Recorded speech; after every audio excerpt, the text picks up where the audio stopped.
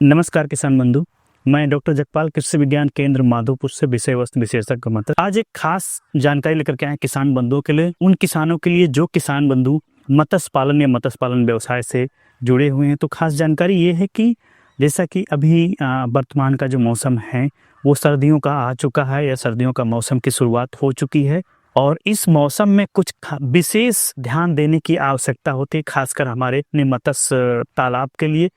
तो इस तालाब में खासकर क्या होता है कि जब तापमान गिर जाता है तो उस समय क्या होता है कि मछलियां ज़्यादातर जो है तालाब में अपना जो समय है वो तालाब की सतह तलहटी में ही व्यतीत करती हैं, ऊपरी सतह में नहीं आती हैं, क्योंकि ऊपर का जो तापमान रहता है वो काफ़ी कम रहता है और निचली सतह में जो है वो ज़्यादातर अधिकतम समय व्यतीत करती हैं जब तापमान गिर जाता है। दूसरी चीज़ उसके कारण क्या होता है कि तापमान जब गिरता है तो मछलियाँ अपना आहार भी कंज्यूम करना कम हो जाता है, मतलब आहार ग्रहण कम करती हैं, जिसकी वजह से उनकी ग्रोथ भी प्रभावित होती है। क्योंकि जब तापमान कम होता है जिसके कारण क्या होता है कि कोई भी जीव जंतु होता है, चाहे वो मछली हो या कोई और भी जीव जंतु हो,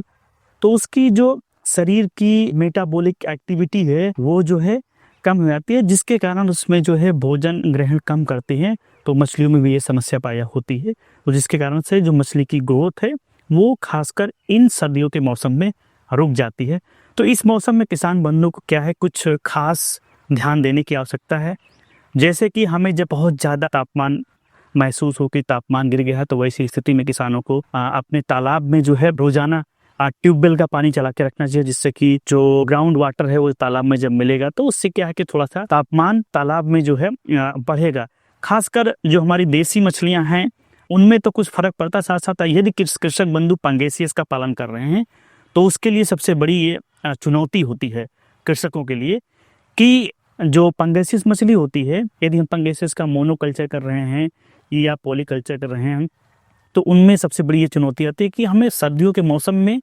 उनको बचा पाना थोड़ा मुश्किल कार। हालांकि मुश्किल तो नहीं है किसी किसान बंधु के लिए कुछ भी, लेकिन यदि सावधानियां रखते हैं तो वो भी आसान हो जाती है।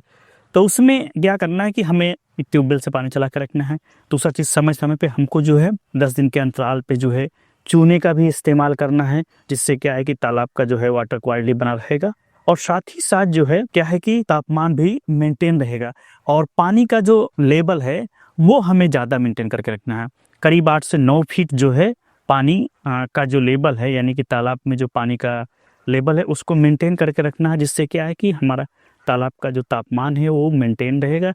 दूसरी चीज़ यहाँ पर ये आती है कि जब कोहरा गिरता है, घना कोहरा होता है, तो उस समय सूर्य की रोशनी भी तालाब में सूर्य का प्रकाश तालाब में नहीं आता है, जिसके कारण जो फाइटोप्लैंक्टन्स होते हैं या जलीय जो पौधे होते हैं छोटे छोटे, उनका जो है प्रकाश संश्लेषण नहीं हो पाता है। जब प्रकाश संश्लेषण नहीं हो पाएगा तो ऑक्सीजन की कमी होगी, घुलित ऑक्सीजन की कमी होगी। जब घुलित ऑक्सीजन की कमी होगी तो हमारे मछलियों को उससे समस्या होगी और कभी कभी जो है मछलियां ऊपर आकर के इंगल्फिंग करती हैं, यानी ऊपर जो है आकर के अपने को मुंह को खोलेंगी, जिससे ये होगा कि कभी कभी मछलियों में मृत्यु दर भी देखी जाती है। कृषक बंधु इसको आम भाषा या स्थानीय भाषा में हम सभी बोलते हैं कि मछली हमारी जग गई, खासकर जब सूर्य की रोशनी, सूर्य का प्रकाश तालाब में नहीं पड़ता है वैसी दशा में। तो वैसी दशा में क्या है कि हमें जो है ऐसे कंडीशन में भी पानी यदि हम ट्यूबवेल के चला कर रखते हैं तो वो भी लाभकारी सिद्ध होगा। साथ ही साथ यदि हमारे पास एरेटर की सुविधा है तो उसको लगा दे,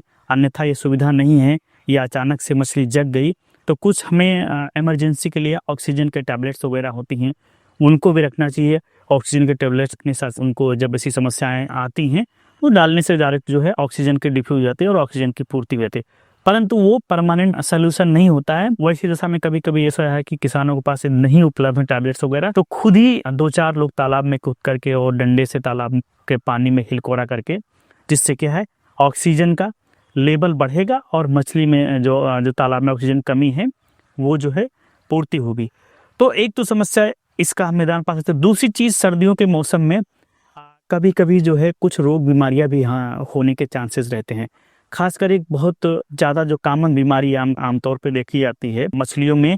वो है लाल घाव, या जिसको हम लोग वैज्ञानिक भाषा में जो है एपिजोटिक अल्सरेटिव सिंड्रोम बोलते हैं। ये खासकर उन मछलियों में बीमारी होती है, खासकर इस ठंडे मतलब जब ये सीजन है, इसी सीजन में आती है। तो उन मछलियों में होती हैं जो तलहटी में समय अपना व्यतीत करती हैं, जैसे कि आपका मृगल हुआ या नैनी मछली है, और भी जो निचली सतह की मछली है उनमें ये लाल घाव हो जाते हैं, और जिसकी वजह से कभी कभी किसानों को भारी नुकसान सहना पड़ता है। तो हमें अगर ऐसी दशा में यदि जो है कोई किसी मछली में ऐसे जो है लक्षण दिखें तो हमें उसका उपचार करना चाहिए। खासकर उसके लिए हमें जो है एक सीफैक्स नाम की दवा आती है, तो उसको जो है उसके कंसंट्रेशन के हिसाब से देख करके पता करके और उसका इस्तेमाल करना चाहिए, जिससे हमें घाव या लाल घाव या सड़न की बीमारी जो मछली में होती है उससे हम निजात पा सकते हैं। इसके अलावा आर्गुलस की भी समस्या आती है,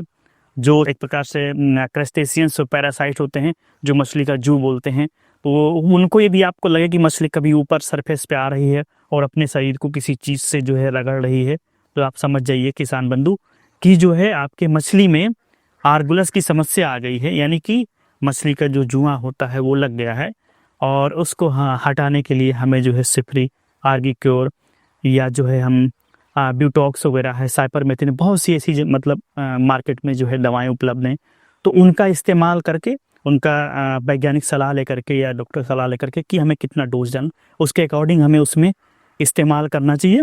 और ताकि हम जो है आर्गुलस है या लर्निया है और भी पैरासाइट से हम बचा सकें। तो ये कुछ खास बीमारी हैं, मतलब जो खासकर इस सर्दियों के मौसम में देखा जाते हैं, और साथ ही साथ जो है ऑक्सीजन की कमी भी होती है। तो दूसरी चीज़ ये कि हमें जो है यदि हम आहार जो अपने तालाब में दे रहे हैं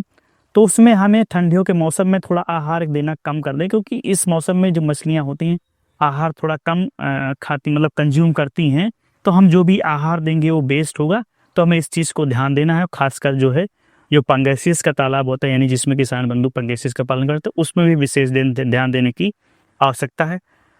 तो ये कुछ विशेष जानकारी थी कृषक बंधु को, खासकर सर्दियों के मौसम में अपने मत्स्य तालाब प्रबंधन के लिए। तो कुछ इन्हीं छोटी जानकारी के साथ मैं अपनी धन्यवाद कृषक बंधु।